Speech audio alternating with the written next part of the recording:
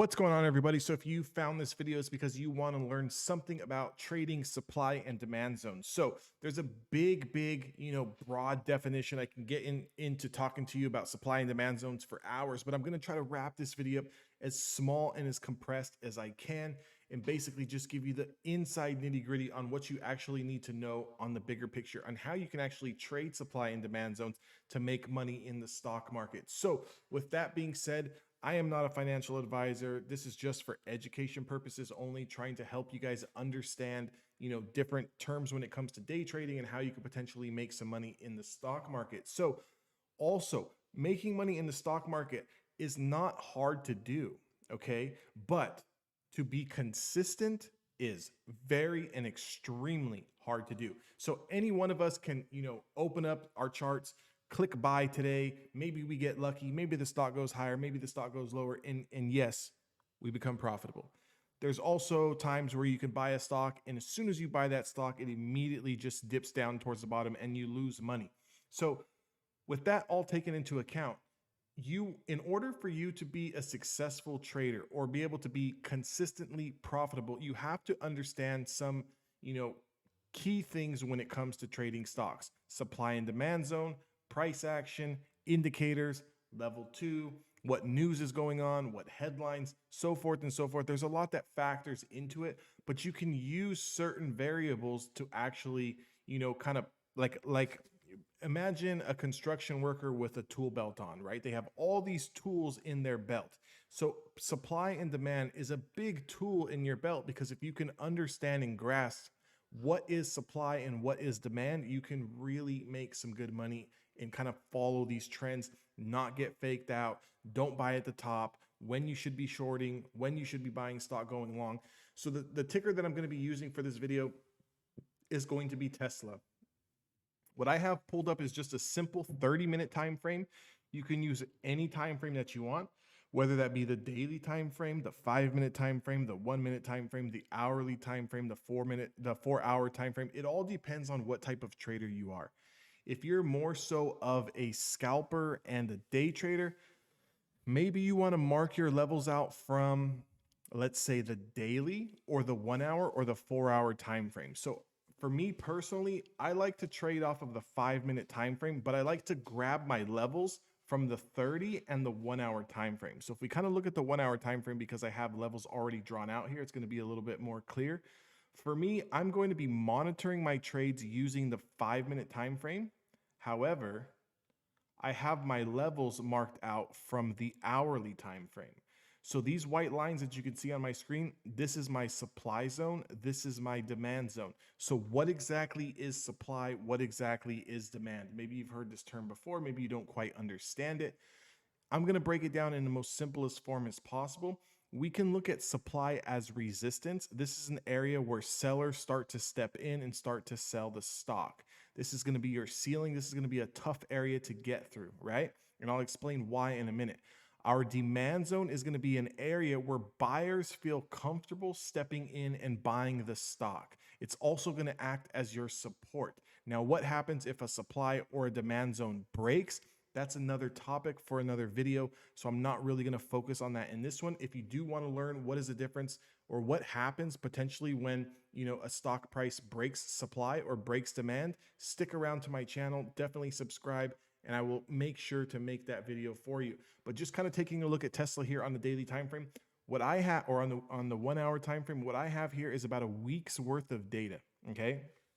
So when I'm marking out my supply, and let me just take this middle one off here because this is not relevant for this video.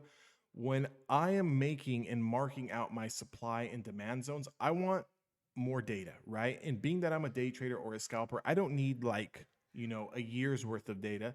I don't need 3 months worth of data. I just need a solid week. Like, what has the stock done over the week? Let me see where price was going and let me see where price was heading. With that being said, we can see here, going back to last week, Monday, Tuesday, we came into this upper range on Tesla. 947 was acting as an area of resistance. You can see once we broke out here from the bottom, we really touched it one time. We kind of fell. We touched it 2 times. We fell. We kind of tried to consolidate here. And then when we couldn't break, we ended up falling to the middle of the range. When we did find some support here, this is why I have this middle line here drawn. We found a little bit of support. This would be considered the middle of a range. When we found a little bit of support here at the middle of the range, we had a nice bounce. We already know that this area was acting as resistance before. This is our supply zone. As we approached and got closer into this supply zone, you can see Tesla had trouble getting over it and would come back down to the middle of the range. So every time we were trading to the middle of the range, we were finding some support. We were working back up to the top of the range. Now you may be thinking, well, if we touched here multiple times, isn't this a demand zone? Yes, this is a smaller intraday, shorter time frame demand zone. This is actually the middle of a range because if we look back here, going back to last Friday and Monday, this is our low. And buyers were extremely comfortable stepping in here down at 792. I mean, they really drove the stock price of Tesla down. And it's when we got into that 792 area is when we had this strong bounce. So this is our top line going to be supply. This is going to be our resistance. We know that the lows that we have here is our absolute bottom. This is our absolute rock floor. Why is that? Because when it got down to this price, we had an explosive bounce.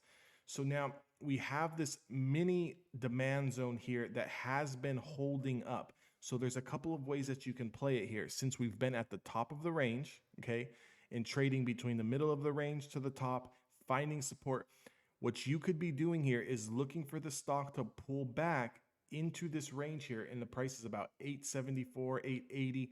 In this range here, Tesla has found buyers, okay? You could potentially buy stock or buy an options call contract, and you can ride this higher. Now, where are you going to sell? Tesla was trading at $1,240 a few months ago. Is that the price that I'm targeting? Absolutely not. If on the short-term scale, Tesla has proved to you that 947 is acting as a level of resistance, we can't say, hey, because I'm buying it off of a demand zone, that it's going to go back to all-time highs. We have to play the ranges and we have to play the levels accordingly. So today, some nasty price action that we had in the market really started to pull back down towards the middle bottom half of this range.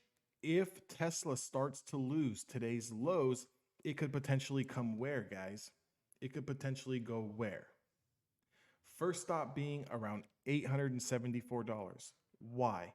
Well, because we touched it one day, touched it 2 days, and it's acted as a level of support, okay? So if we just kind of see here, this prior support is going to act as a level of support again. Now, if we lose $874, potentially where could Tesla fall to? And that price would be $792. It would be down here towards the bottom of the range. So you can kind of see when we're in the upper half of the range, this is our ceiling, this is our short-term floor. This is our ceiling, and this is our short-term floor. Now, if we lose this short-term floor, we now go from trading at the top of the range near supply, heading back down into demand, where in the past, which is going back just over a week here, in the past, the 792, 800 has acted as a level of support. This is our absolute last stop level of demand. If buyers are comfortable, they are going to step in and buy stock here. So being that we're coming down to the middle of the range, would we buy a stock going long here, or would we want to buy here? Okay. The answer is we would want to buy here if Tesla shows that it can hold like it did here. Once we come down, we touch it maybe a few times over the course of a few hours, maybe a day.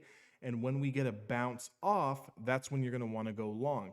Now, let's say we do come down to the bottom of this range and we chop around sideways. And Tesla now loses this area. Are we going to want to buy stock going long, or potentially would we want to short the stock here and potentially ride it down to the next demand zone? If you said to buy the stock, you would be wrong. If you said to short the stock here and ride it down to the next demand zone, you would be absolutely right. Now, just make sure if you are shorting the stock, you would want to cover your position somewhere down towards the bottom. I'm not saying all the way at 792, but maybe towards 840, maybe towards 820. Last stop would be 792. I would want to cover my position here just due to the fact that if bulls want to step in and bounce this stock, you do not want to get caught in some sort of reversal, okay? Stick around, subscribe to my channel. I'm going to make a video on how we play a particular stock when it breaks above supply or when it breaks below demand. What would we do and how should we play it? Thank you guys for watching my video, and I'll see you guys all in the next one.